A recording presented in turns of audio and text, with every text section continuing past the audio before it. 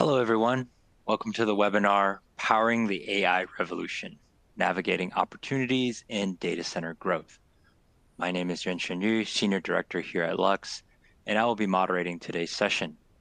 Presenting today are two of my colleagues, Kartik Subramanian, analyst, and Anirudh Bupalam, also analyst here at Lux. Now, throughout the webinar, you can type any questions you have in the questions box that's on your screen, and time permitting, we will answer all the questions that we can. In the event your questions does not get answered, please do not hesitate to email it to questions@luxresearchinc.com and we will respond. Of course, if at any point you experience technical difficulties, such as a frozen screen, simply refresh your browser and check that your internet connection is strong. Now let's jump into the presentation. Over to you, Kartik and Anirudh. Thank you very much, Yuan-Shen. Hello, everyone. Happy to talk about powering the AI revolution in today's webinar. So first, we'll start off by setting a bit of a landscape. So data centers are the foundation of today's digital world, and their influence and importance is only growing. So they're present everywhere, all across the world. We have many hubs. So for instance, in the US, which is the data center capital of the world, we've got Virginia, which is the biggest data center hub in the world.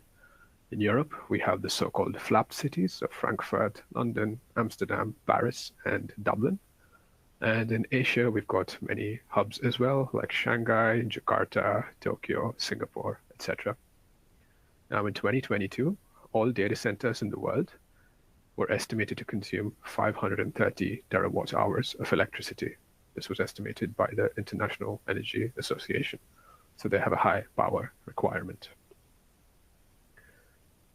Now, in the upcoming years, this is expected to increase further. So by 2026, it's expected to go up to 710 terawatt hours. And this is roughly a 30% increase. And a large part of this growth is because of AI. So your tools like ChatGPT, etc.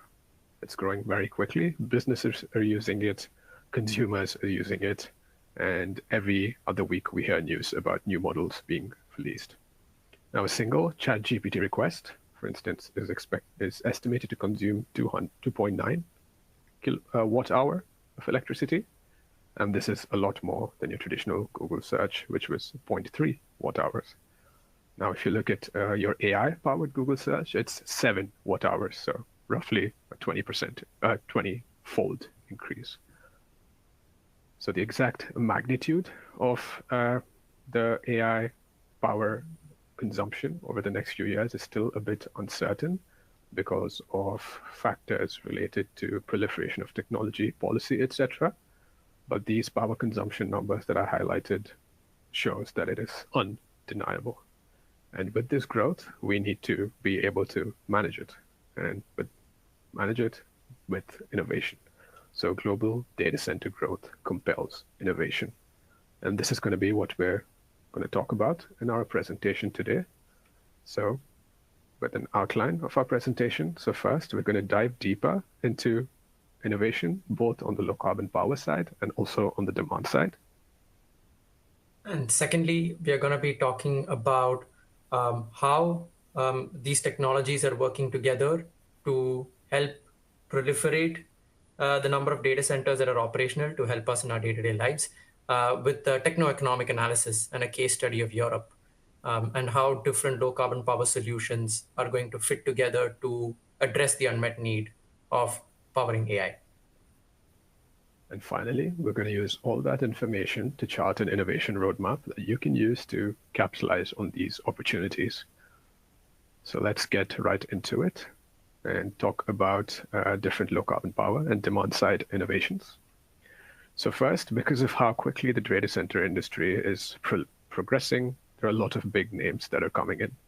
So for instance, big oil players like Chevron and ExxonMobil are coming in to offer natural gas power to data centers. So ExxonMobil plans to build 1.5 gigawatts of capacity, and Chevron plans to build 4 gigawatts of capacity. And they've also mentioned carbon capture to make this a lower carbon option. Aside from natural gas, we're also seeing tech like nuclear being mentioned. So the likes of Google, Amazon, Microsoft have all signed PPAs in recent times. Even though nuclear is quite expensive, they are willing to pay premiums for reliable power. But the real question is, do we actually need all of this electricity? Because ever since 2010, according to the IEA, the amount of times we are using computational demand has increased ninefold, which means we are performing more computations, we are using the internet more, etc. But in reality, all the data centers that are supporting us in our day-to-day lives are not using as much energy as people expect. It's only using about 10% more electricity than it did 15 years ago. And so the real question now is, do we really need so much electricity, especially because data centers' energy use seems to not be growing at the same rate? And this can be put down to several factors, starting with hardware innovations. With the rollout of AI, we are seeing more advanced chips brought into the market. The best example is NVIDIA's GB200 chip. It's a GPU that offers faster training performance, which means you can train AI models on that chip in lesser time compared to preceding versions. And they also produce more accurate output in that time. And it's not just its ability to produce this accurate output, it's also its enhanced ability to utilize large data sets, which means it's able to perform very complex calculations in a short span of time. And what all of this means is that NVIDIA claims that its data center, any data center that uses such a chip would be 25 times more energy efficient. The chips itself would use 25 times lesser energy. Now, we have at Lux, we have spoken to several stakeholders in the data center industry, as well as combed through literature, where there is a general consensus that the energy efficiency metric, that amount by which these chips are going to be more efficient, may not hit 25 times, but definitely could be as high as 8 or 10 times, which clearly shows that we are able to do more with less. And it's not just on the hardware side. If you look at the Sputnik moment in AI, and I feel very sorry for all of our guests in the crowd who had NVIDIA stocks on the day this was announced. Believe me, I was there as well when NVIDIA stocks tanked because of DeepSeek's announcement. Now, DeepSeek as a software was very clear in stating that their software is 10 times faster and it is 10 times cheaper to train. And this also bodes really well from an AI demand perspective, because Lux expects all of this software innovations to also kick in parallel with hardware innovations to reduce overall energy usage. And it's not just improvements in the software and the hardware of AI computation itself, but how AI is going to help improve the energy efficiency of data centers. The best example is that of Google's Carbon Intelligent Computing platform, where it can move loads from one data center to another, depending on the grid constraints as well as the source of energy. So it can move computational load from one data center to another, depending on the surplus of renewable electricity, for example. And Microsoft also uses AI to reduce downtimes in its data centers, as well as introduce demand flexibility so that it can effectively manage the load within its portfolio. While it is true that there is a lot of room for hardware and software innovation in the data center industry, it's not exactly the case that data center operators are lining up to adopt these innovations. We've spoken to multiple industry stakeholders, and these two quotes really stood out to us. So outside of the hyperscalers, the traditional data center industry is very conservative. So they do not want to adopt new technologies because they're fearful of making a mistake. Any misstep could be very costly, and they're happy to play the waiting game and see someone else go first. And second, Karthik mentioned workload optimization, demand flexibility, etc. Outside of a very few select cases, this has not been implemented. And this is especially difficult for co-location data centers who have multiple customers. So you simply cannot move around demand from one customer to another because of contractual obligations or privacy reasons. So to summarize, up to this point, we've seen sort of two parallel pathways. So there's low carbon power and also innovations on the demand side. So the next part of this talk will get into both of these in more detail. We'll provide some techno-economic analysis of low carbon power options and also highlight innovation opportunities on the demand side. We're going to use Europe as an example because of the strict regulatory environment imposed by the EU through the Energy Efficiency Directive. So starting with Frankfurt, which is one of the tier one markets within the data center industry in Europe, we would like to start by talking about continuous low carbon power options that could power the data centers of the future and how these sources stack up against natural gas for power.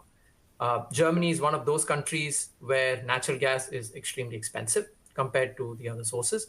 But what we do notice is that when we do an apples to apples comparison of the different sources in powering the data centers of the future while meeting their reliability standards, natural gas turns out to be the cheapest option. Of course, within Frankfurt or Germany, we are not considering nuclear as an option because as things stand, Germany is not considering nuclear in its low carbon portfolio in the future.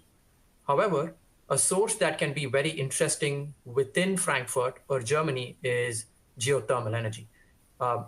According to the IEA, geothermal is predominantly used only for heating applications in Germany.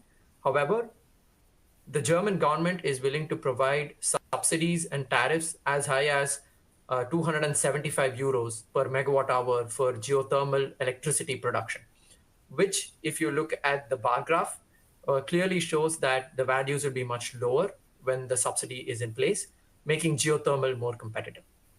Now, comparing these two sources to fuel cells, hydrogen fuel cells, unfortunately, running on green hydrogen remain much more expensive given the cost of green hydrogen in the EU.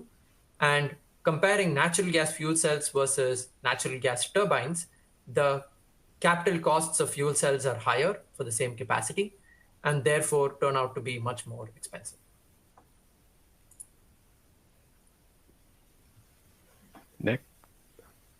Next, we look at low carbon, the intermittent power sources. So that's solar and wind.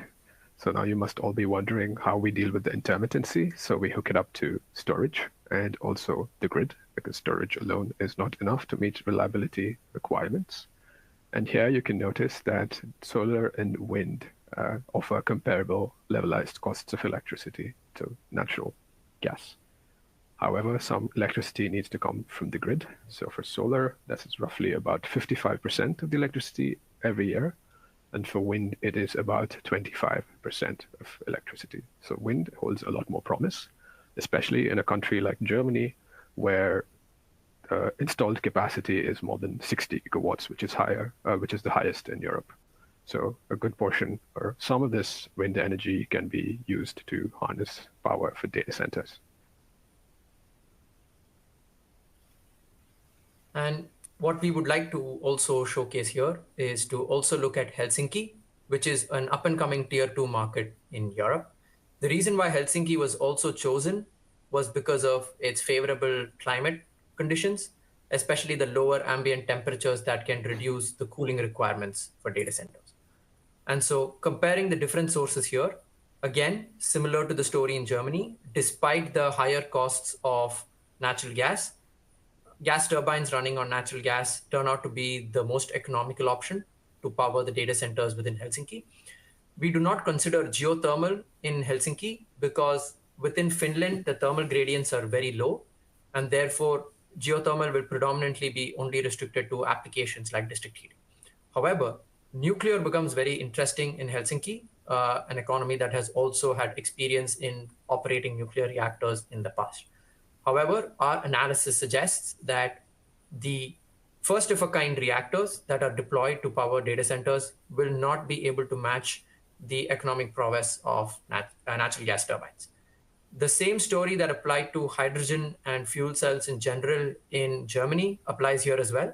Green hydrogen is very expensive, and therefore hydrogen fuel cells do not make the cut. And natural gas fuel cells are also more capital intensive compared to natural gas turbines, leaving natural gas as the most economical option. Next, here we again look at the intermittent options, which are solar and wind, and both are cheaper than natural gas. One interesting thing here is that wind is especially promising because only 7% of the electricity needed to come from the main grid.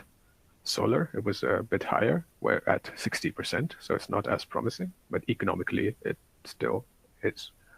Now, wind, Finland has wind very high on its agenda, and the last year alone, it added more than 1.4 gigawatts of capacity, which represents an increase of 20%. So with that regulatory support, a bit of that energy could be used to power data centers. Now, one of the key takeaways from both the results that we showed so far for Frankfurt and Helsinki is that solar and wind, when coupled with the grid, have good potential to power data centers from an economic perspective. And it's therefore no surprise that we're seeing a bunch of PPAs being signed. And I'd like to highlight a couple of examples here.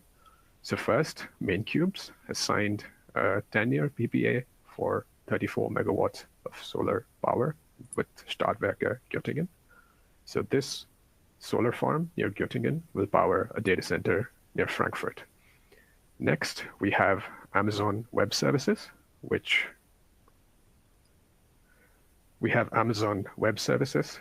has signed a PPA with Renantis to buy 59 megawatts of wind power. We're also seeing other deals from the likes of Equinix in countries like Italy and Belgium.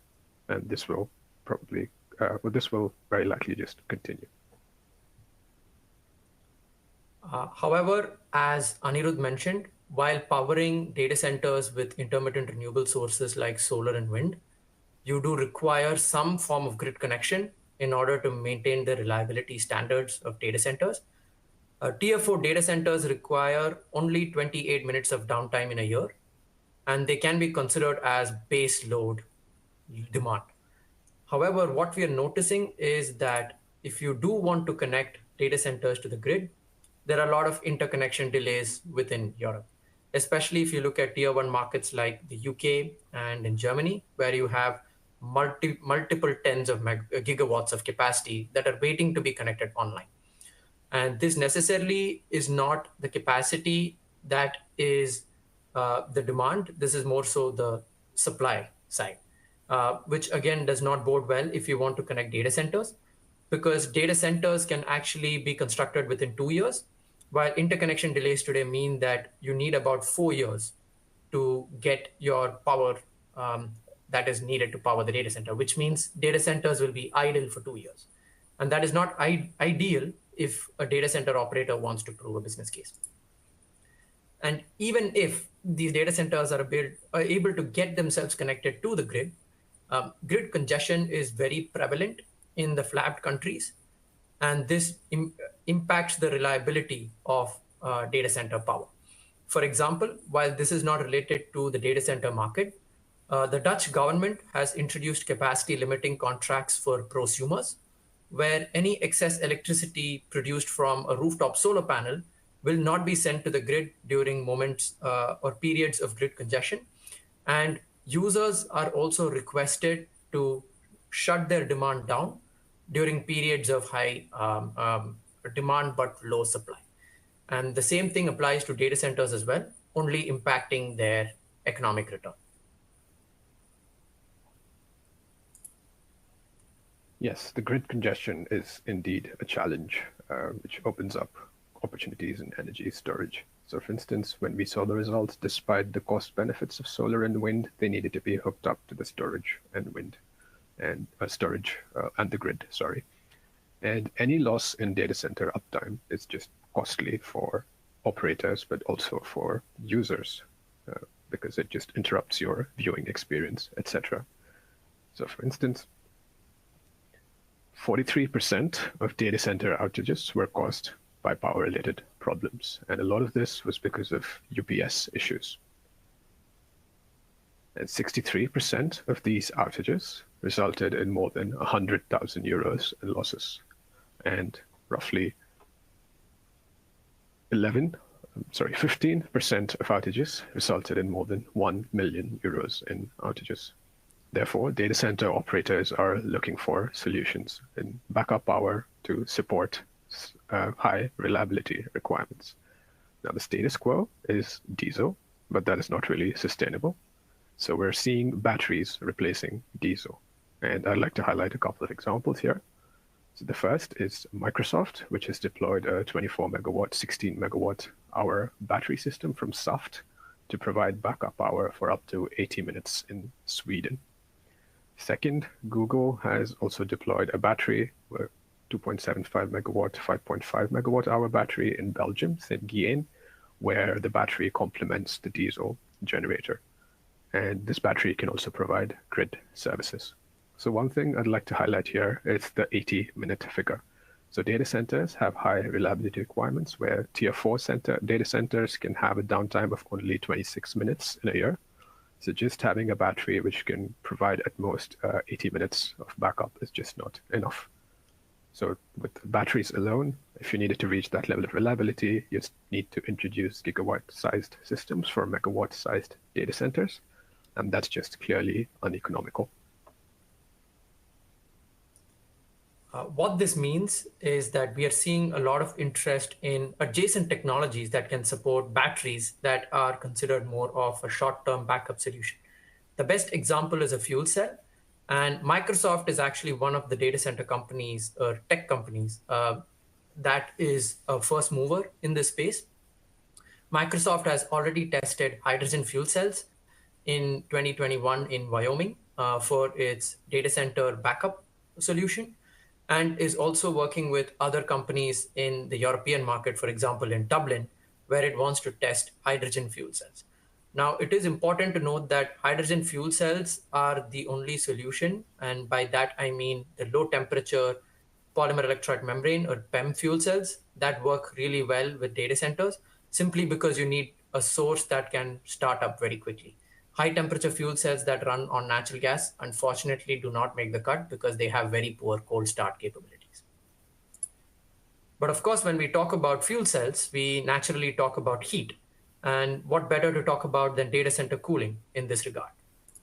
Data centers today are predominantly air-cooled with conventional air chillers or air conditioners.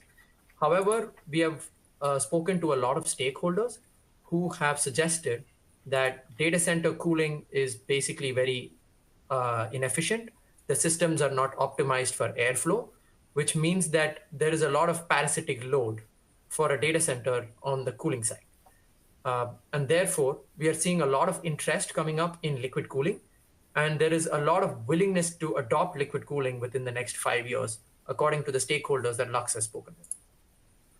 And so moving on to liquid cooling, what makes liquid cooling very interesting is the fact that you are able to actually generate more revenues by having a higher computational load. Liquid cooling systems are much more energy efficient. And therefore, as we see from the flow chart here, the computing capacity within 1 megawatt of critical load increases for a system with liquid cooling compared to a system with air cooling. This in turn means that it's not just energy efficient, you're able to generate more revenue by providing better services with higher computational capacity. And with liquid cooling, what we notice is that the power usage effectiveness, which is the ratio of the total energy consumed by the data center to the total computational load of a data center, can be improved from 1.5 to about 1.1. Which shows that your data center is becoming more energy efficient. When we talk about liquid cooling, there are two major types. So there's direct-to-chip cooling and immersion cooling. So direct-to-chip cooling is when the fluid removes heat from the chip without coming directly in contact with the chip. So it's typically through a thermal interface material. And companies like Submer, which are into commercial refrigerants, are now offering direct-to-chip cooling solutions. Immersion cooling, on the other hand, is when the server is completely immersed in the coolant.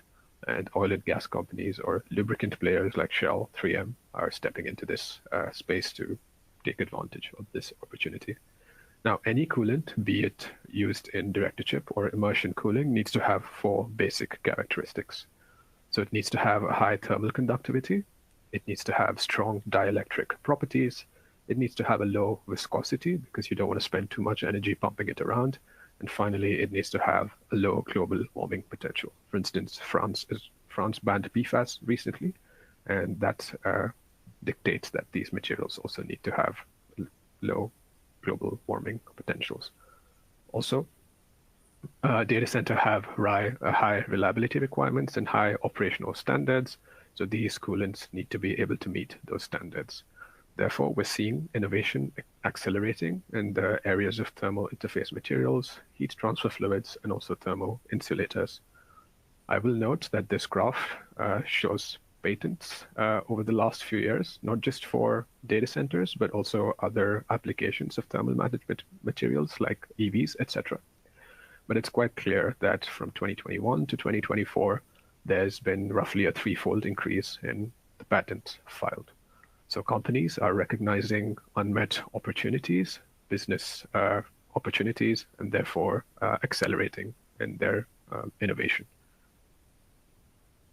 One of the example innovators within the thermal interface material space is Carbis, who are developing a carbon nanotube-based thermal interface material to extract heat from the chip and transfer that heat to a liquid coolant or a heat transfer fluid above it.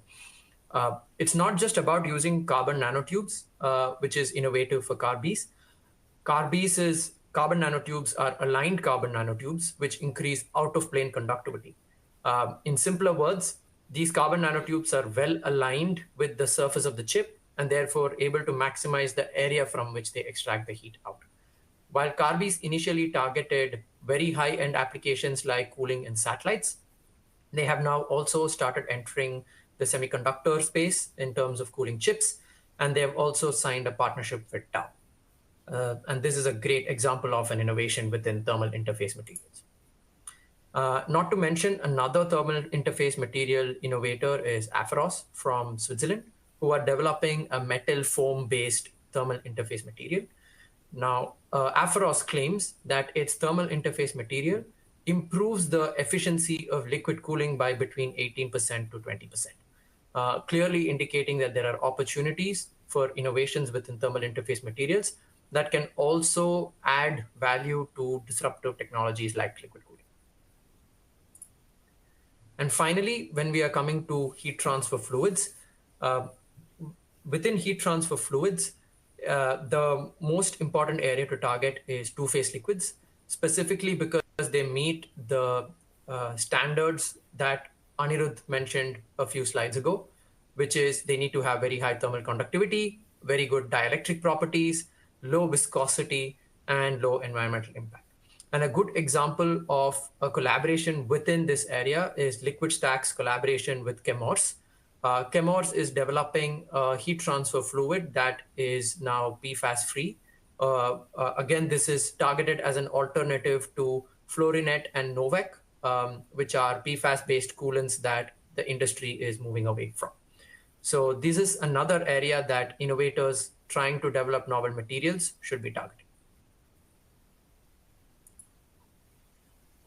So given everything we've said so far, you must be wondering, what does this mean for us? And in the final part of this presentation, we're going to use all the information to chart an innovation roadmap that you can use to capitalize on opportunities to get involved in the data center space. So we're going to structure this innovation roadmap on both the parallel sides that we spoke about, so on low carbon power and also on the demand side. So starting with the low carbon power side, we will see solar and wind PPAs continue to increase, and this is a good thing. As the Dutch Data Center Association highlights, hyperscalers especially tend to be the drivers of green energy projects through solar and wind PPAs. And this will continue. There's going to be a growing demand for these kind of PPAs. So continue developing solar and wind projects because there will be off-takers. The second is looking at the demand side in the short term. There are opportunities to support more powerful chips and energy optimization, whether it is on the software side or if it is using AI itself to improve the workflows in data centers while reducing their energy demand. On the low carbon power side again, we will also continue to see co-location PPAs in the microgrid form. So for example, Google's partnership with Intersect Power in the US will see Google or Intersect Power deploy low carbon or renewable power at the data center to power the data center. And this helps enhance reliability and stability and also reduce the time to get connected to the grid. So get involved in developing these kinds of microgrids. And of course, within a short to medium term opportunity in the demand side is opportunities within liquid cooling.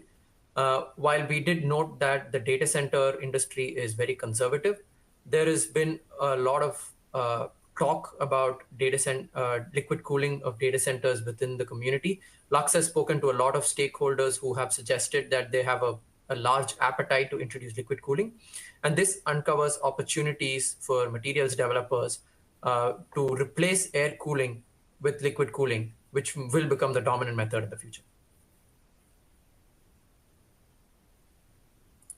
Finally, on the low carbon power side, in the longer run, it does make a lot of sense to explore your baseload power options like geothermal, nuclear, etc. These options are typically faced with delays and regulatory constraints, but recent evidence shows that the hyperscalers are willing to pay premiums for this kind of technology. So they will definitely play a role in the longer run. And finally, it's not just about introducing liquid cooling, but it's also the development of novel thermal management materials that change the architecture of data centers. For example, novel thermal management materials can be integrated with chips in such a way that data center server racks become smaller, ultimately increasing the utilization of area within which a data center is built. So data centers can be not just more energy efficient, but they can also be made more compact, which is great value in improving the economic value of deploying a data center. So coming to the key takeaways of this presentation. First, demand growth because of data centers is uncertain but undeniable. So the industry is conservative and there are challenges associated with the grid. So this creates a lot of opportunities even in the short term. Secondly, it's not just about deploying solar and wind and other low carbon solutions, but a combination of other adjacent actors like batteries and fuel cells, and even moving to other sources are going to be very important in meeting the operational requirements of data centers. And finally, we also need parallel innovation on the demand side. So hardware, software, thermal management materials, cooling, etc. There's room for everyone, and this will enable the next generation of data centers. With that, thank you very much.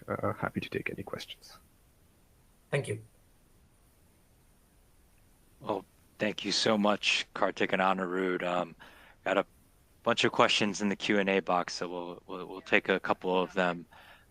Again, for those of you on the line, which you can type your questions into the question box on your screen. And of course, if we do not get to your question on this call, someone from Lux will be in touch after the webinar. Lots of questions and really all over the place. But I'll start with the first one because I think there's been quite a bit news related to data centers. But how can developers ease sort of the local pushback that some data centers are seeing? Yeah, that's a great question. And interestingly enough, when we were talking to an industry stakeholder, so they were the head of a data center firm, and one of the things they mentioned when we asked them about unmet needs was exactly this community engagement, or how can they ease that local pushback. So many data center developers, they typically don't even consider this. They just go and build a data center and they face a lot of pushback. But hyperscalers like your Metas, Amazons, what they're doing is they, for instance, help with education, computer-related education in the area, and some countries where it's not as developed. But they could also, for instance, others could also, for example, provide free electricity or free internet to those in the surroundings. or they could also really get involved in what's valuable to the community. And one example that the stakeholder cited was a particular data center developer getting involved in the football league and pumping some money into it in the local football league to really make them feel welcome and become part of the community. So it's really a case-by-case solution, I would say, but it's something that's very, very important. Nice. No wonder football kits have so many logos on them. Another one here, and I think a very topical one, is ultimately how do we see all the trade regulations and things going on currently in terms of trade embargoes and restrictions and tariffs? How is all that impacting data center implementation? I would say there is a clear uh, uncertainty when it comes to what's going to happen with all of these things. From we can think about this from the parallel categories, I would say. So if you're on the low carbon side, you're an energy developer. The uncertainty comes from the fact that it is very difficult to put a finger on what the actual deployed capacity is going to look like, whether chips are going to come in on time, whether data centers are going to be built on time. But of course, the positive perhaps to think about is that there are interconnection delays, which means even if a data center is built quickly, it's not going to come online quick enough. So these trade regulations could probably not, I would say not could, but probably should not impact your innovation roadmap as a utility. Focus on deploying what you can on time, because there are other factors at play that are going to affect this. Of course, on the demand side is where things are going to slightly change, because now there's an added uncertainty of whether new chips that are compatible with something like liquid cooling is going to come into the picture. So at the moment, I would say it should not be, the strategy should not be that you jump into liquid cooling or something disruptive very quickly.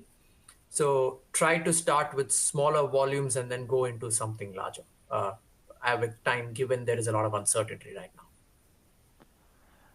Okay, well, we're at the end here, and there's a couple of extra questions, and again, someone from Lux will be in touch with you shortly. But thank you again, Kartik and Anirudh, to all the attendees. This concludes our webinar for today. The slide presentation, as well as the recording from this webinar, will be sent to all of you via email today. After leaving the webinar, you will be prompted to complete a survey on today's presentation, and we'd greatly appreciate any feedback you may have to help inform as well as improve our future webinars. And in the meantime, please do take a moment and check out our upcoming webinars on the Lux Research website. And thank you all again for joining us, and have a great day. Thank you.